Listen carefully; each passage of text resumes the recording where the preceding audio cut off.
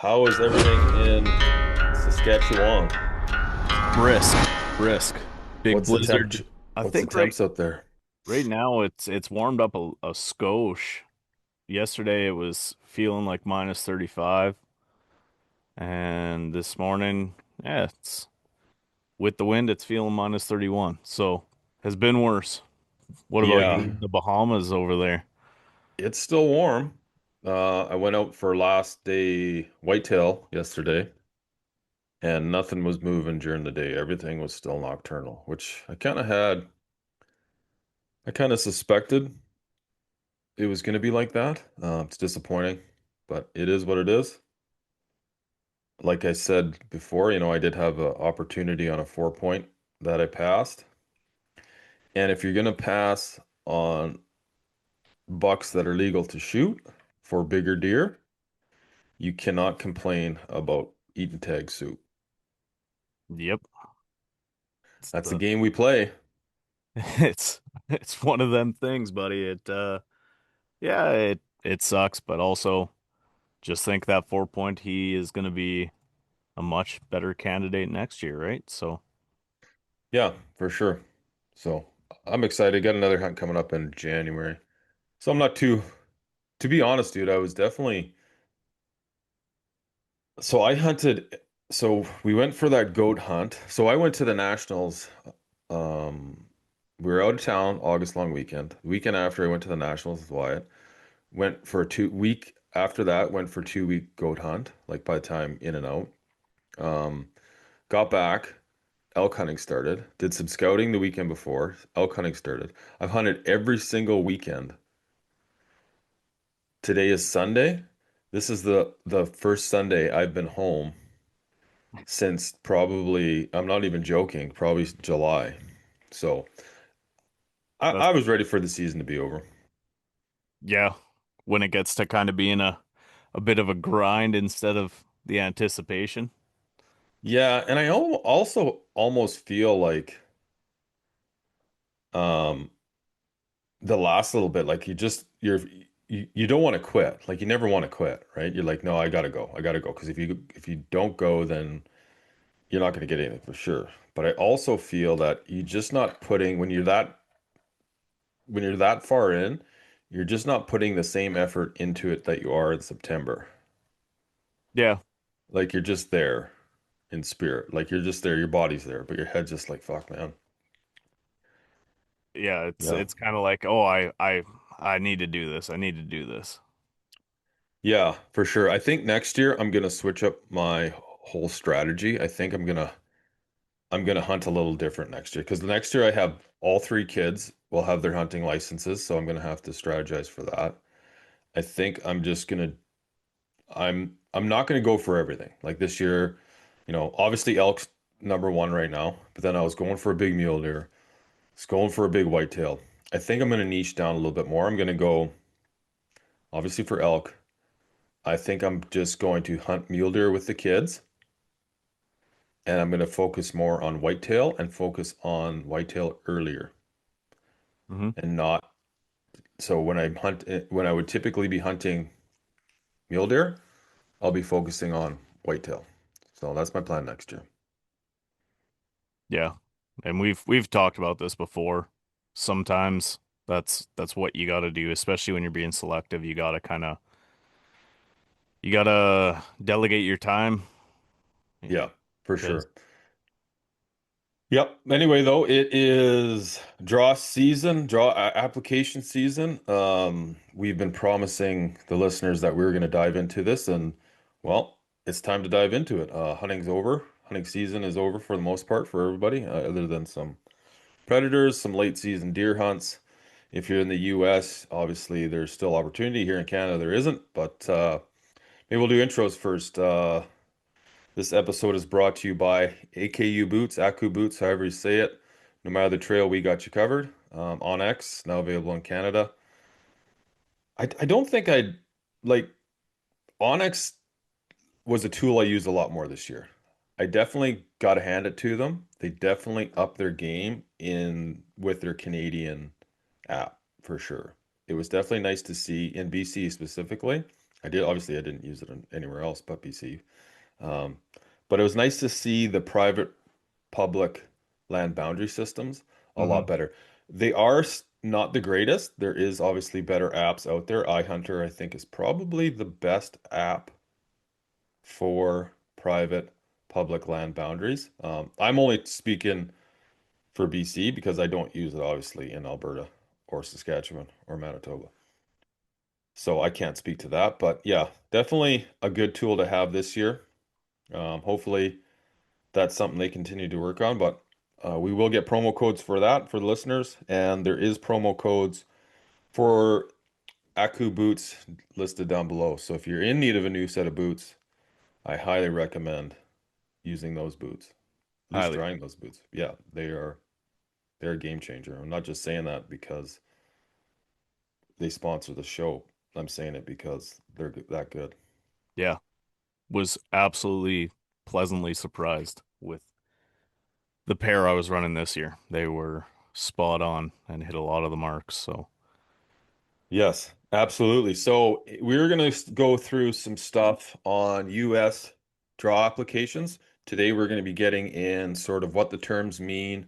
There's a lot of talk about like OTC, preference points, hybrid systems, point creep. Now, and if you're in British Columbia like I am, a lot of these terms are foreign to you because in BC we run off a lottery or a random draw. So we don't ever hear the terms, point creep, preference points, bonus points, stuff like that. So we're going to get into that, what it is. We're going to also let you guys know, we're going to start diving into how you guys can go about applying for these draws in the US. We're going to talk about resident, non-resident, BC versus the US, and obviously cost.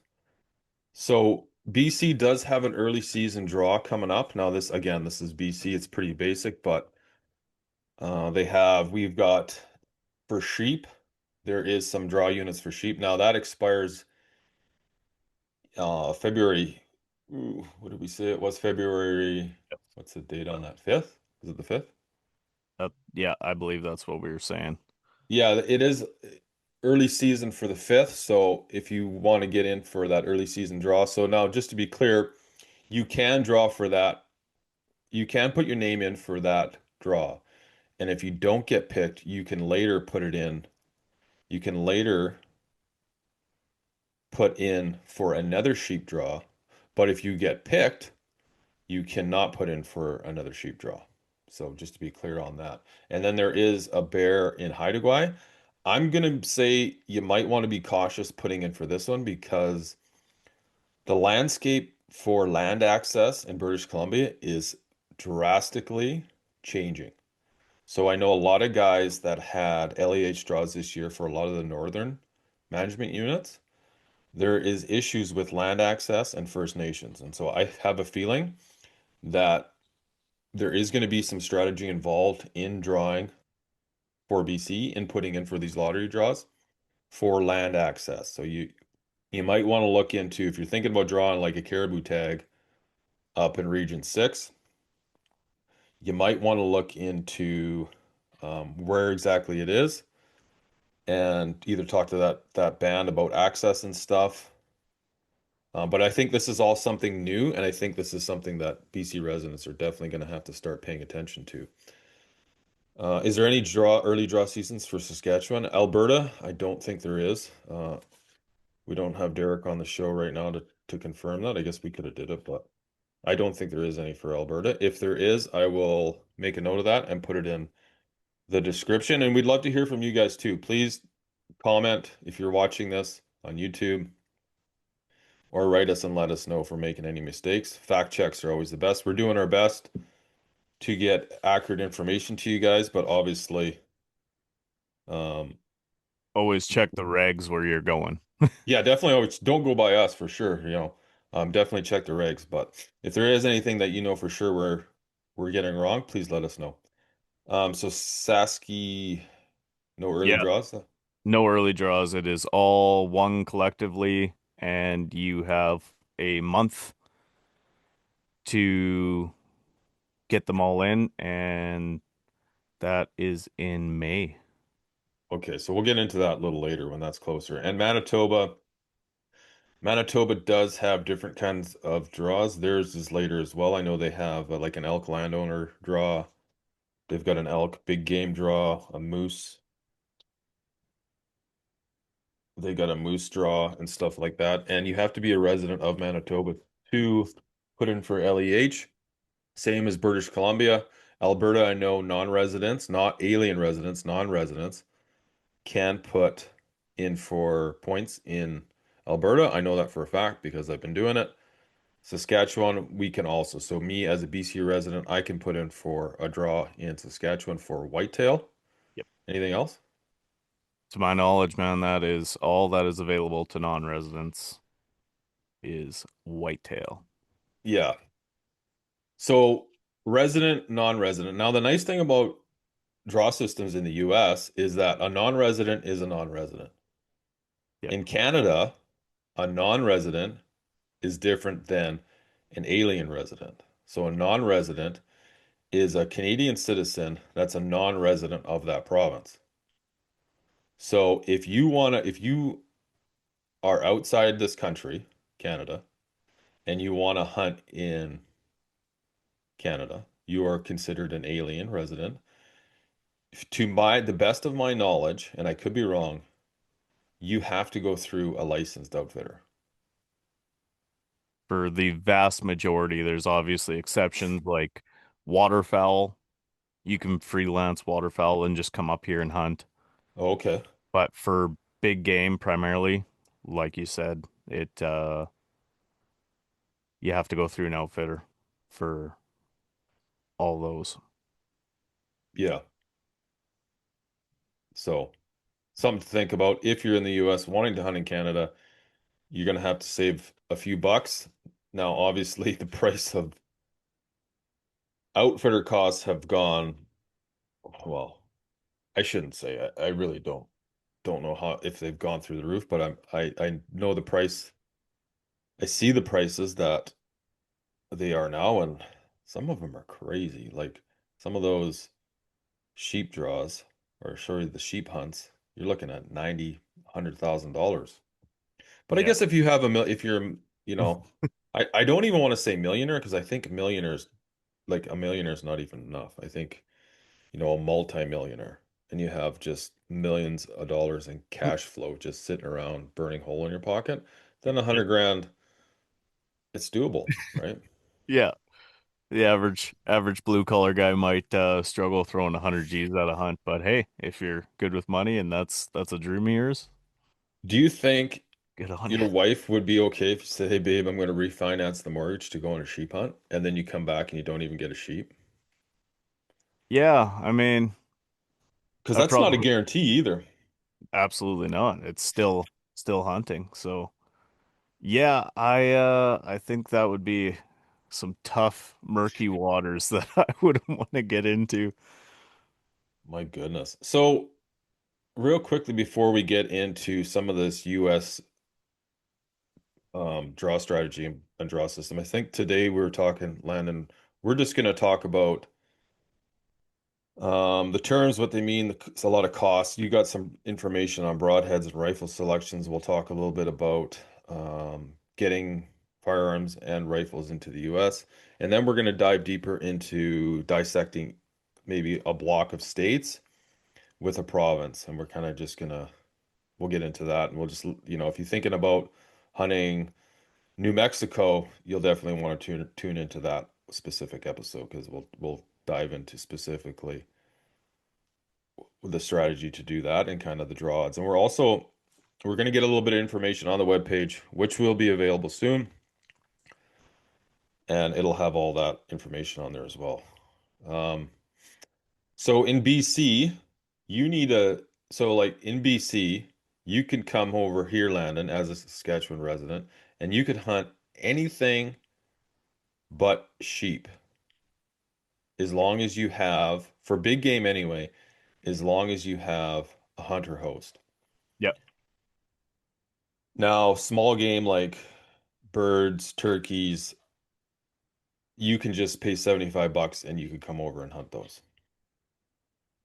Hmm. It's the same for me going over to Alberta, and it's the same for me going over to Saskatchewan, right? Yep. And Manitoba is no bueno, like no, how do you, what is it? What, No bueno. no bueno. Yeah, that it doesn't happen except for black bear. Yeah, for But predators. yeah, non-residents cannot hunt moose. It's moose too, right? And elk. Can't hunt either of those unless you go through an outfitter. Correct. Or caribou. Now, oh yeah, I forgot they have caribou up there. What about Saskatchewan? So Saskatchewan, as a non-resident, I cannot hunt mule deer and elk Nope. at all, right? Is there outfitters that offer hunts for elk and moose in Saskatchewan? So to my knowledge, there is moose outfitters, and I believe that natives on their land can do elk Like outfit? outfit, and they can do mule deer as well. On specific bands have their own outfitting organizations Okay. on their property, and I don't know the super specific stuff, but you can go through those outfitters, and that is the only way that you can come here and hunt mule deer or elk. Gotcha. Yeah, so you can't host me. You could host me for whitetail, black bear, and what else Yeah, is there? so that's not even um I don't believe you need to be hosted for whitetail. You just put in for your draw tag in which zones you want to hunt, and then you can come hunt that specific zone. I would highly recommend that you have some background knowledge or someone to take you that has permission and stuff like that, since the vast majority of zones are there's not a lot of public land, right? It's primarily private. So, but you Yeah, can come out on your own. yeah, and I feel like whitetail is a little bit different than black bear. So if you're wanting to go hunt like springback black bear in Manitoba and Saskatchewan, farmers are a lot more into giving you access to hunt their land for black bear as opposed to whitetail. Yeah. Now, sorry, what I gotta correct myself because in Manitoba, you can hunt whitetail as a non-resident. That I have only looked into as going through an outfitter. Okay, I know you can hunt. I know a guy in Kelowna here. He hunts in Manitoba for Okay. whitetail. So I know you can do that. We will have to check whether so his family is from him and his brother go out there. His family is from Manitoba. So if there's anybody listening that knows this for sure, please let us know. I'll have to check to see if he goes through if he's hosted or he can just hunt out there. So that is one thing I'll have to check on.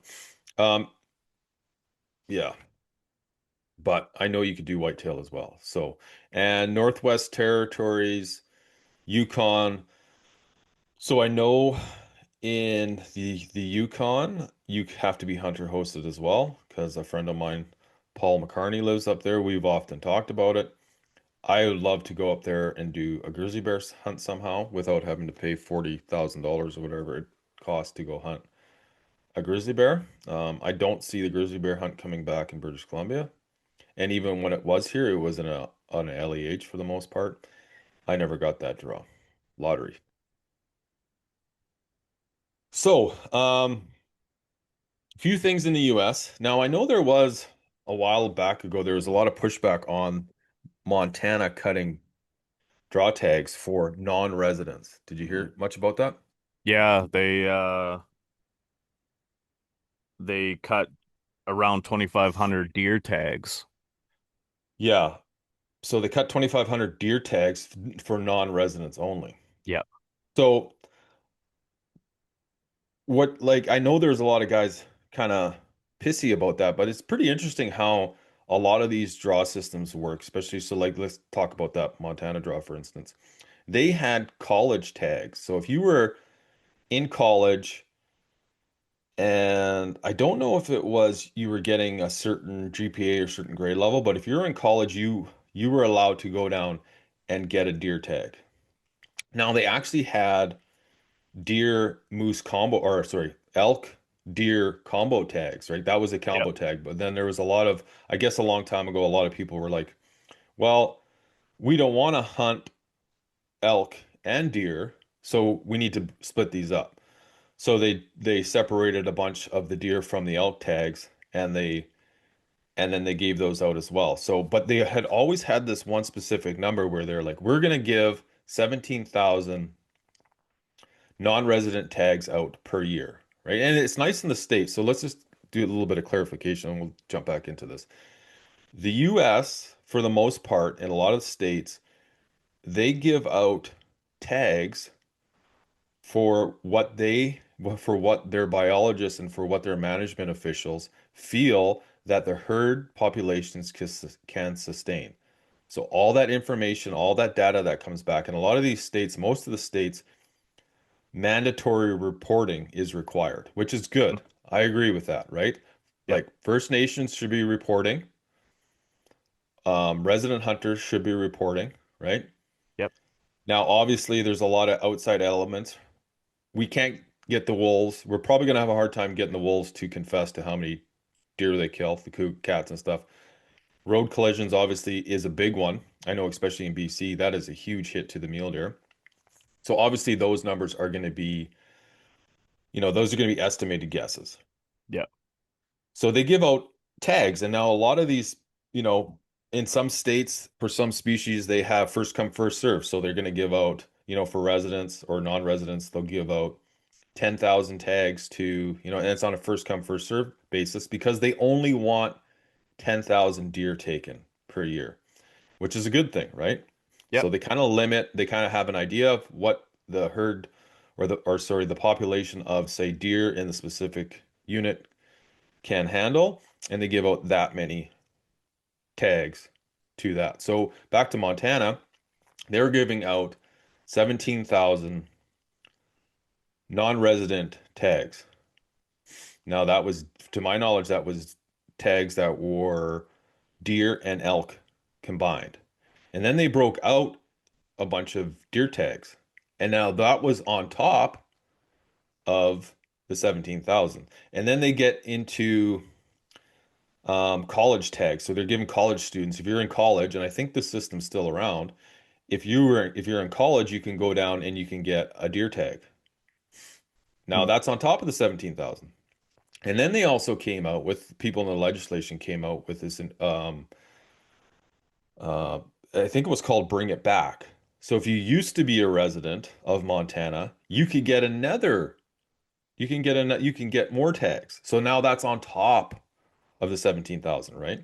And 17,000 was the baseline for what they said was sustainable for elk and deer combined, right? So like if you go out, you're going to get a deer and an elk tag. That's 17,000 tags total for non-residents. Then they start Yep. compiling all these other, like the college and then and then the non-resident tags. And then there was a couple other ones too, I can't remember. Get back tags. That's adding up. Yeah, bring it back tags. And then all of a sudden, so to my knowledge, they actually end up creeping almost it was a substantial number. Like twice as many tags as they originally set out. So what they said is obviously we're never going to get this back to the 17,000, but we have to start limiting because what should have happened, I guess, is if they're going to give out college tags, they should have put a number on it, and it should have came out of that 17,000 that they figured that could be sustainable for healthy deer and elk population numbers in that state. Hmm. They should have been taking it out of the 17,000. They're compiling it up, adding to it. So that 17,000 could be 28,000 now, deer and elk tags are giving out. So then they cut 2,500 tags to non-residents, and non-residents are like, what the heck, right? They weren't looking at a little bit bigger picture. And I think there's been a lot of clarification since that came out on like what was actually happening. I know in the States, I talked to a lot of, like, obviously we talk to a lot of guys in the US through the show. There's a big tiff going on right now between resident and non-resident hunters. Now, this is very similar to Canada with resident hunters and First Nation hunters, right? We have two user groups up here in Canada. In the States, they essentially have their two user groups for the most part are resident and non-resident, right? That's a touchy subject. Now, there obviously is states that differ. Idaho, they have some of the same stuff that we have up in British Columbia, with land access. So, but yeah, pretty interesting stuff. So, and it's kind of neat because where I was going with this, the whole point of it is each state is a lot different and it changes year to year. So you if you're going to get into these draw systems, you definitely want to be checking. So say every year you're going to put in for points, say preference points in Colorado as a non-resident. That's going to change dramatically every year. So you want to do your homework on that because, you know, if you're in Canada, you're like me, you're 47 years old. I don't really want to put into a state y- that deals with the point creep system. Whereas like right now it's 5 years, but in 5 years it might be 8 years. Yeah. I would I ha- my the best bet for me would be going to a place like New Mexico. They have a lottery system going there. What else? Who else has a lottery system? Idaho. That's a good one for me, actually. It's right down low. But it'd be better off for me putting into states that have those type of draw systems rather than at this point trying to build up points. For you, Landon, it might be worthwhile going to a place like Colorado that has preference points or Kansas to go hunt whitetails that has more preference points. And then they also have a hybrid system. So you got information on that. Do you want to go through? Do you have that information or do Yeah. I? Yeah, On what they all I mean? got some of that. Yeah. So, if we want to just talk, like if we're speaking Latin to you guys here as far as points and you're not understanding what we're saying when we're talking about point creep and preference points. So preference points are like in layman's terms, essentially so you put in for a draw 0 points starting out fresh and you don't get that tag. Then you're awarded 1 point. So basically, as that goes and you progressively apply and get more points, say it's a zone where it's, or a unit that has 5 point system, say. Once you're up to five, then you're pretty much in there to be drawn. Yeah. So preference points, there's applicants who have the most points will get drawn first, Yeah. correct? Yes. That's a little different than like bonus points. I think a lot of people get those confused. Like what's bonus points, what's preference points? Well, so bonus points are a little different because you don't like with preference points, like you were saying, if you have four preference points, you're going to get drawn before somebody who has two preference points. Yeah. Yeah. The bonus points, it basically gives you like an extra chance in the lottery, but it doesn't guarantee the tag. Um, each point adds an additional entry to your name, but it's still like at a random draw with bonus points. And yes, Oh, okay. Yeah. Right. yeah, So, it so improves your odds, but it doesn't guarantee you a yeah. tag, right? So it gives you essentially, it'll give you, say you put in and you have three bonus points, your name essentially goes into the hat three times compared to somebody's one. Or if you have 20, it goes into the hat 20 times. Yeah. But somebody who just put in for that, they could get drawn before you because it is a lottery. Just the more bonus points you have, the more chances you have to get drawn. Yeah, it Correct? just increases your odds, right? Yeah. There's still a chance that little Timmy that has one and it's his first time going in there that he gets it over a guy that has 20. Yeah. So So if for a guy like me in Canada, that would be a good spot for me. Like if I'm looking at a state to go draw in, that would be a good system for me as well. Because like I said, I don't want to build up a whole bunch of preference points and go hunting in the US when I'm 60. I want to go right now. So something like putting, Arizona, right, where they run yeah, a bonus point system. exactly. And then, yeah, that's kind of in the hybrid system. They use both preference point, like you said, with Utah being a hybrid system. Um, they use both preference and bonus depending on the tag type, right? So Yeah. for a general elk tag, it's a preference point system. But for a limited entry elk, it's bonus points. Hmm. Hmm. Yeah. And Montana, I believe, follows the same suit where it's limited permits where there's a cap. You have to use your bonus points, and then general, you build your preference points up. Yeah, and the hybrid system too works, whereas a percentage of the tags. So say for elk in Wyoming, they're going to give out 100, just say for instance, I don't know what it is, 100 elk tags.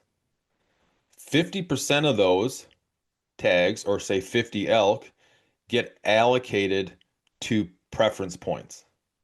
And then the other 50 get allocated to a lottery draw. So if you have preference points in that state for that species, like there's going to be a set number where you're going to get a very good opportunity to get those. So if you do have preference points in a hybrid state, the chances of you getting drawn are a lot better because they have both. But then again, you also have the opportunity where it's good for somebody new to hunting, somebody new to drawing in the States like me.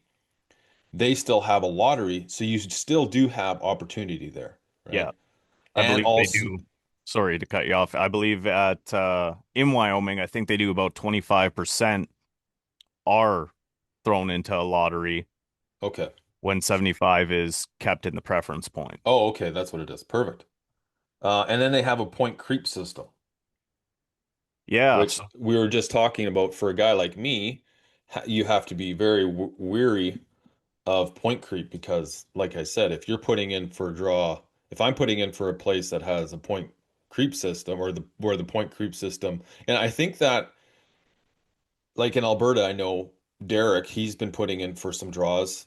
It used to be a 5-year draw, and now it slowly creeps up. So basically, what it is if you're putting in for a draw, if you're putting in for a unit and you need 5 points to get thrown into your draw, all of a sudden you get to year four and they say, no, no, there's too many people putting in, or there's not enough animals.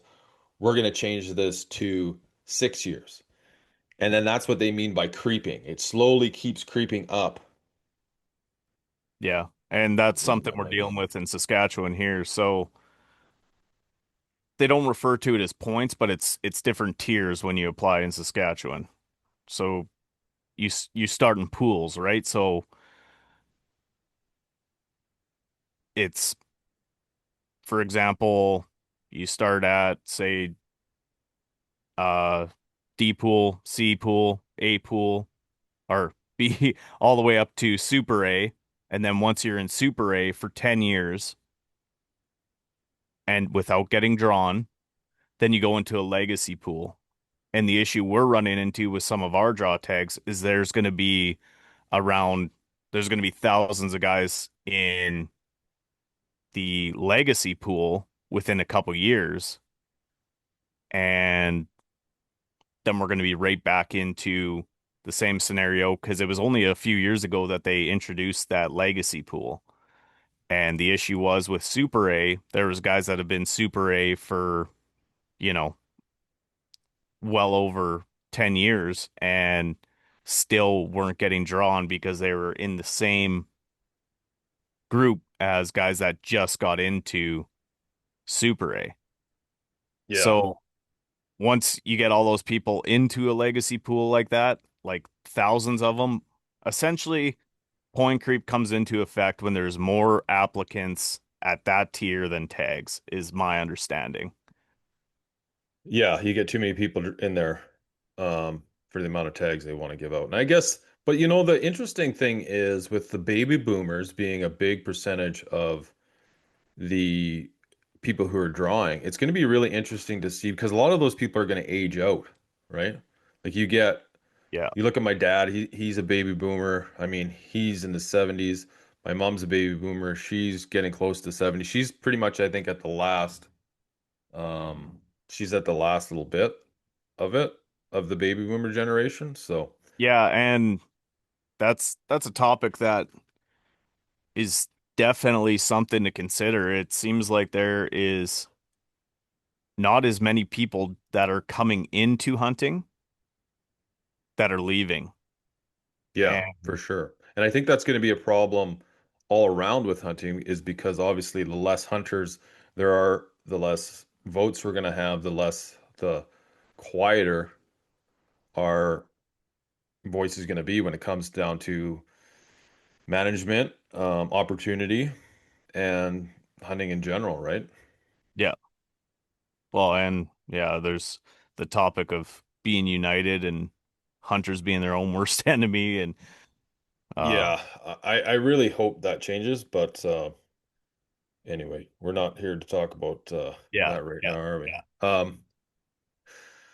So I know so BC, they're on a lottery system. Alberta is a point system. Then you build up points and then you get thrown into a lottery. And then but you can still get drawn in Alberta if, just because you have 7 points, somebody with less points, they could get Yep. drawn as well, right? Yeah. Yeah, there's still a chance. You're just odds are much lower, right? Yeah. Um, and then there's Saskatchewan. You guys run off a pool system. Manitoba is Manitoba's a lottery system, right? And it's for residents only. Residents only, yeah. And anywhere east of Manitoba, we didn't look in. Sorry, guys. If you're out east, write If us, let us know how it if you works want there. us But to look into it, we can try and touch on some Ontario and stuff like that if that's something that you guys are interested in. yeah, for sure. This is more mostly Western Canadian, Western U.S. discussions with Hunt Source. So I know there's a lot of good content out. Full Draw podcast, those guys do a great job. Yeah, There is a lot of great other podcasts out there that cover Ontario. So we'll leave it up to their better hands. Uh, absolutely. Maybe run through the list of what draw system they use in the U.S. here. I'm just fiddling with my camera, so Yeah, I'm so distracted. on those points you're talking about different styles of point systems and stuff like that, there's also the random draw portion, which, like we said, in Wyoming, they do 25% of their elk tags are just drawn at random. And Montana, they do have some general draw tags that are done randomly. They typically run the point system, but that is there. And in Arizona, they run a bonus point system. So each year you don't draw a tag, you get a bonus point. It's like that extra chance that we were talking about in the draw, and your name gets entered in multiple times based on the number of points you have. In Colorado, and just to be specific, we're not talking about over the counter tags right now, just draw. Um, Colorado runs on a point system. Each point you earn when you apply or don't draw, you get higher priority given for the limited tags. And then Idaho is a no point system. They traditionally don't use the point system or bonus system for general elk tags. It's at a random within the draw pool. Montana uses a point preference point system and bonus point system. Nevada's a bonus point system. New Mexico is a random lottery each year, and no points are accumulated to improve the odds. Oregon is a point system. I also read that there is some random ones in Oregon. That's something that I'll have to dive into a little bit because I was getting a little bit of contradictory information for Oregon. Um, but yeah, uh, from what I read, they're doing a point system. However, they also do have random draws. And Utah is that hybrid system once again, the preference and bonus points. Washington is a bonus point system, and Wyoming is a preference point system, aside from those 25% of tags that they do at random. Yeah. And I just wanted to touch back since we were talking about Montana with those cuts. I know a lot of people are bent out of shape because they're losing those extra non-resident tags. But being a neighbor to Montana to the north here, I can definitely see why the biologists and the powers that be there justified that because if their numbers are anything like ours, they have drastically dropped out. So, Are you talking for elk or deer? well, they only cut deer Or tags, so I'm oh talking yeah, deer. okay. Right. Yeah, yeah. I'm talking deer. And I know they're talking there could be more cuts, and I think that's just based off them actually doing their counts and all that stuff. So, yeah, it sucks that opportunity is dropping down a little bit for non-residents in Montana by the loss of those tags. However, For if non-residents. They didn't sorry, cut any resident tags, sorry, right? Just non-resident. did I say Yeah. residents? Pardon Yeah, me. yeah. Yeah. Rather the non-residents. The number of deer, if they can't sustain it, well then as conservationists and hunters, we got to do our part and obviously not harvest the animals that are getting getting less. So Yeah. Yeah, that's definitely right. I mean, it never is nice when opportunity gets taken away, but at the same time, we're conservationists, right? We have to be. If we're not conservationists, who else is going to be? Because people who are either not they don't have an opinion on hunting or who are against hunting, they're not conservationists. They're not doing anything to help any of the animals on the landscape. So we have to do it, right? And that's why we're doing this, right? We love it, and if it's not there, then we're not going to yeah, get the opportunity to do it. gonna lose So one out thing on. I wanted to touch on was we talked about over the counter. Now, obviously, for the most part, everyone should know what OTC means when you hear that number, that name. That's over the counter. So that basically means anybody can go get a tag for that. So if you want a deer tag, it's OTC. You can go get an over-the-counter tag for that, no problem. Now they do have in some states, there, not to my knowledge, there's no provinces in Canada that are limited and capped. And what that means is unlimited is like British Columbia, where you want a deer tag, you just go down and buy it. They don't limit the amount of deer tags that go out, and they don't stop it. Whereas there's a cap system or a limited system, some of these states have it where they're only going to give out a specific number of, say, deer tags. So say they're giving out 10,000, it's on a first come, first served basis. So the first 10,000 people get a tag, 10,001, he's out. He does not get a tag. Better luck next year. Better luck next year. Exactly. So little clarification on on that. And so I think if the biggest thing is if you are thinking about going, you are thinking about wanting to draw in the US, now is the time to start looking at it. That's kind of why we wanted to start diving into this information now, is because a lot of these states, their draw applications have already started. So if you're wanting to go hunt in specific states, you should be looking up when the draws start. Now, obviously, January, I think for most states is the big one. I know like they do it obviously a lot quicker than they do it here in Canada. They do it And it's different from state to state too. I know in BC, everybody here is patiently waiting for the LEH to come out, and it's different every year. There's no the ministry does not have they kind of do it when it's convenient for them, it seems like. But in the states where management is actually a priority,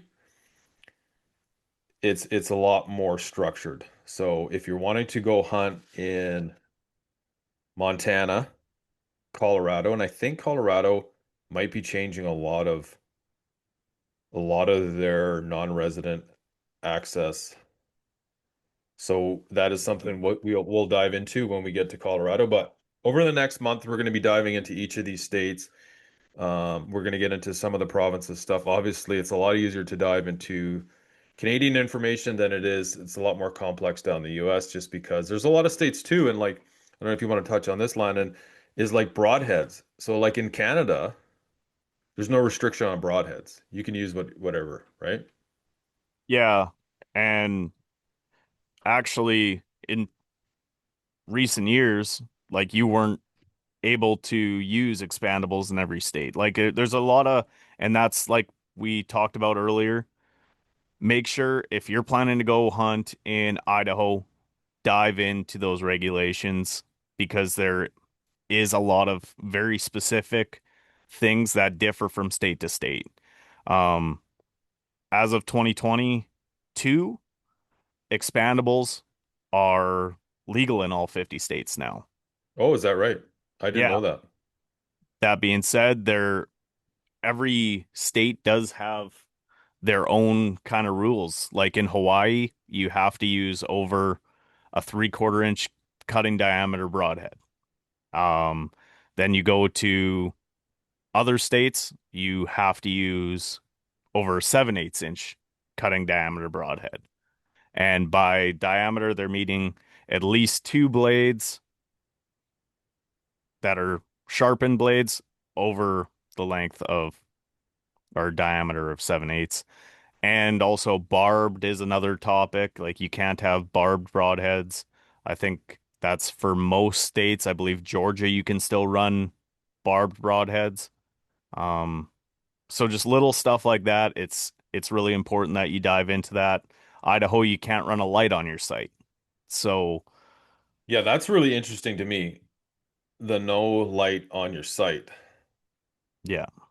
I wonder what the reasoning is behind that because that only makes things harder. Now, is that to reduce? I just don't see I don't see why they would want to. Yeah, I don't know if it's kind of like a purist thing as far as archery to try and keep it Oh, maybe. more, or maybe they were having issues with later shooting. I'm not entirely sure why they still have that in play. Oh, yeah. Guys pushing the limit too much. Yeah, Yeah. so once again, guys, there's we are going to dive in on separate episodes and like do a couple states at a time and try and deep dive into their regulations. If you're planning on applying in a certain state, make sure you get on their It, regs and do some research yourself. This is kind of just a broad spectrum today, but uh another thing while we're talking about regulations and stuff like that, hunter safety is apparently for the most part from what I've read and researched is good abroad. So, yeah. If you have your hunter education program, whatever it is in whatever state, whatever province, you are good for every state, every province. So re- if you complete your core education program, and you are have a valid hunting license, you can apply into every state that you can apply to and every province you can hunt in. Now, one thing that's a good point I wanted to actually touch on that is different for is bow hunting though. yeah, exactly. It is a little different for bow hunting for sure. Which is interesting, definitely interesting because in some places, yeah, you need what is it? So like you need an So archery. you need Bow hunter education course. Do you need that in Alberta? See, that's as someone that hasn't hunted in Alberta, I am not certain of that off the top of my head. No, you don't, because I've hunted Alberta and I never needed it as a non-resident, but I'm just wondering if it's different for residents or non-residents. Yeah, so and Interesting. also with that, some of those bow hunter educations are not transferable from state to state. There is some, like if you go through the National Bow Hunters Education Foundation course, it's good for all states. But if you get like a specific one, like a smaller entity that's not nationally recognized, it's not transferable. And that's more like Idaho has a little bit tighter regulations apparently on their bow hunter course, same with New York.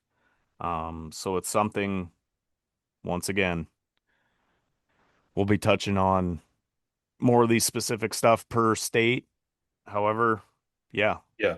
One thing I was going to add before we start talking about the bow hunter is cost. So in some of these states, you actually have to buy a license before you can apply. So that's one thing to take in consideration too. And our Canadian dollar is a lot different. So if it's $175 US, do the math on that. You have to buy that. You have to buy the license, a non-resident license, before you can even apply. And if you're putting in for a lottery system, some of those places too, like the points, like if you're putting in for a lottery system, you're paying that money. If you don't get drawn, you don't get a point for anything. Or if you're putting into like a point system, you're building points, right? yeah. So And that's that's one thing not to, refunded. yeah, it's not refunded. Exactly. So, Your tag, however, so when your license and your application fees, that stuff is not refunded. Whether it's $50 for your license and all the other odd costs that they have in, and then some of those tags, some of those draw tags are like they're expensive. They can get into the thousands of dollars for high, you know, so yeah, those covenant tags. So looking that's one at thing. Wyoming special tags here,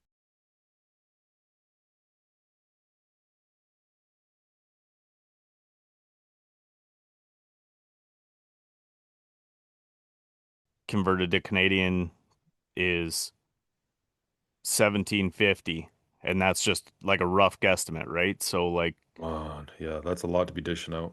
some of them are pretty pricey. They're also, like we talked about, some tags you do have to pay for the application fee as well as pay for the full tag up front. And I got a list here of some of the Western states that you have to pay up front and just a rough approximate price point. All this is just past information and converted to Canadian. So keep that in mind. It's not written in stone and that's the price. So don't come at us being like, you guys told me it was this because it is going to change and some of these uh application date deadlines also may have varied a little bit. So this is just the information from previous guys. Yeah, So that's what we were saying earlier, especially in BC, nothing seems to change in the regs, even though the landscape changes. The herd numbers changes for, like obviously in some areas elk are doing good, some areas are not doing as good. Some areas mule deer are doing good, some areas they're not doing good. And like none of these draw systems, none of the draw allocations in BC take that into any consideration. It's kind of like I said, it's whenever they get to it. But in the US, they manage their wildlife for like to improve species numbers. yeah, yeah, that's they got our science based down, it seems, in comparison. Yes, for sure.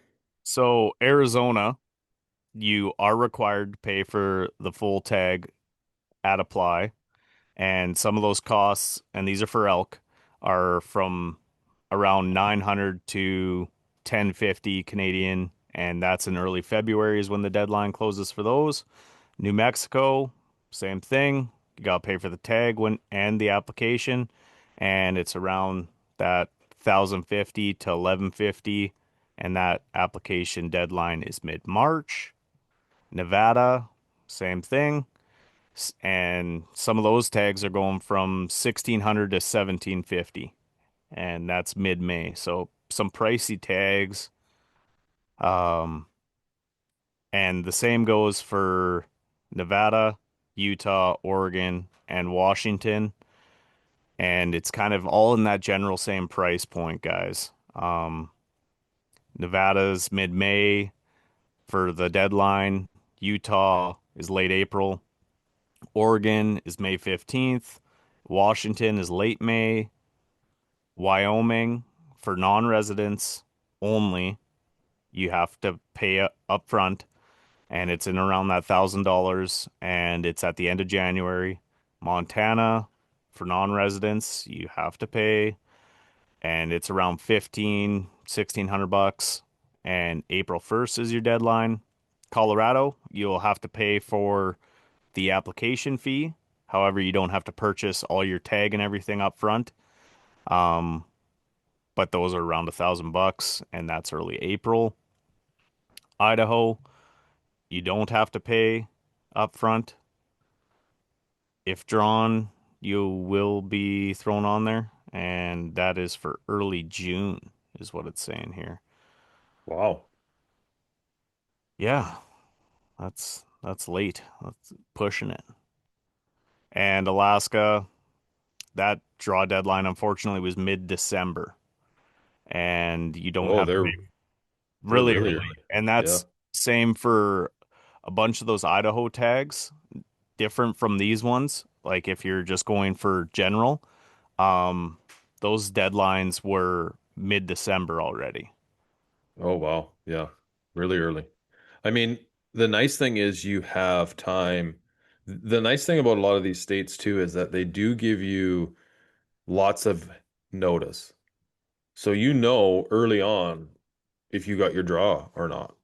Like that was part of my problem this year with my caribou draw, is Yeah. it just didn't leave me enough time to plan it, like to figure out a fly-in, organize everything else. Yeah, So, that's to me that's so flawed because especially on a big adventure hunt like that, most of your access has to be by plane. Well, how do you go and book a plane a month before in these remote locations to go and do that? Like that's just ridiculous to me. yeah, the BC, the ministry, they definitely, but they've just been doing it so long and it's so old school and they just don't really care. And I think a lot of the way they treat wildlife and forestry, sorry, the way they've treated wildlife is a lot like forestry. We just have so much of it, it doesn't matter what we do. Well, eventually you get to that point where you're like, oh, wait a sec. It does. It does come to an end. We don't have a lot of it left anymore. We can't ignore it. But unfortunately, that costs money and their priorities are in other places. So crazy stuff. Anyway, yes, like we say, we're going to be going into a lot of this stuff further. We just kind of wanted to get out a lot of this information so we don't have to keep revisiting. So we're just going to basically, we don't have to go over what all these different terms are. You guys should already know. And then we can just roll smoothly into the specifics of applying in each state, which would be pretty cool. I mean, I know being in BC, it would be really cool to go down to the U.S. and hunt elk in some of these states, Absolutely. Yeah, it's some especially after getting Jay on and him talking about these nice rolling hills with openings and like, man. yeah, So, not bushwhacking every step of the way. yeah. And one other thing, I was talking to Trail yesterday and he was saying on the Go Hunt page, they have some information too about non-residents hunting in the in not in the US because it doesn't matter. A non-resident is a non-resident, doesn't matter where you are. But they have information on there as well. So if you want immediate information, go check out that. And also, we are going to be getting more information up on our webpage, which is coming soon. And I think we're going to do a little bit of YouTube content, just kind of defining and explaining what all this stuff means. So, you should go to the YouTube channel, subscribe to that. If you are not already, please share that, talk about it, comment if you can on as many videos. We love hearing from you guys over there. So, go check that stuff out. Absolutely, buddy. Okay, man. We'll talk to you later. Yep.